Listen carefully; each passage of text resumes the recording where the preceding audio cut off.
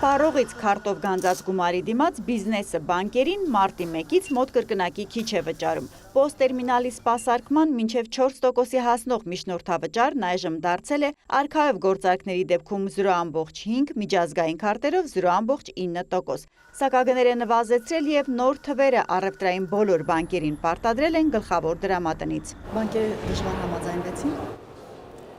Բարդ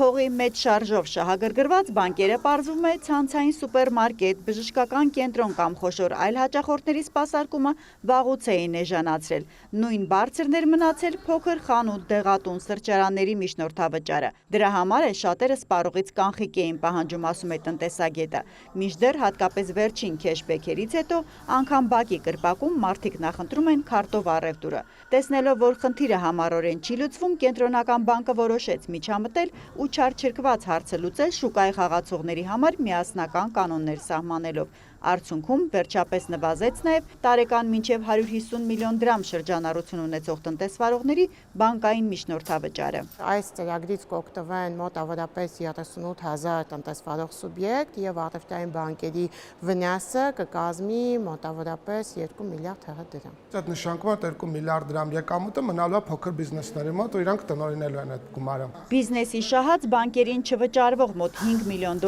երկրում դրամաշրջանառությունն ինչքանով կանխիկից անկանխիկի կփոխի կամ կկրճատի ստվերի ծավալը կանխատեսում չկա։ Պարզ է, որ տնտեսվարողը ծանրութեթև է անելու հիմա էլ փոփոխությունից ծագող հարկային բեռը։ Այս առումով մերոնք որոշակի պաշտպանողական ռեակցիա ունեն, նկատում է տնտեսագետ Շատվերովը։ Բոլորս լավ հասկանում ենք, որ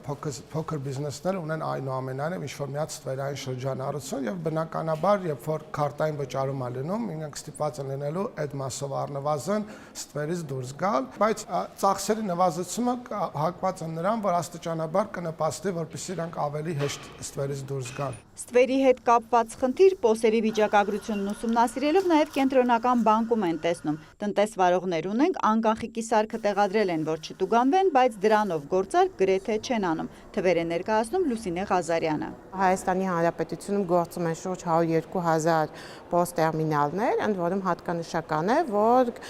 գրեթե 50%-ը, 55,000 պոստերմինալներ տեղադրված է մեծածախ և մանրածախ առևտրի և սպասարկման կետերում։ Վերլուծությունների ընթացքում պարզվել է, որ այդ պոստերմինալների գրեթե 25%-ը իրականացնում են զորական շրջանառություն։ Անկանխիկի ներկայացուցանիշները հետևյալն են. ամսվա կտրվածքով երկրում կատարվում է քարտային մոտ 39 միլիոն հատ, ընդհանուր 218 միլիարդ դրամի գործարք։ Հերմինե Բաղդասարյան, Էդգար Դավթյան, Արման Թովմասյան, լուրեր։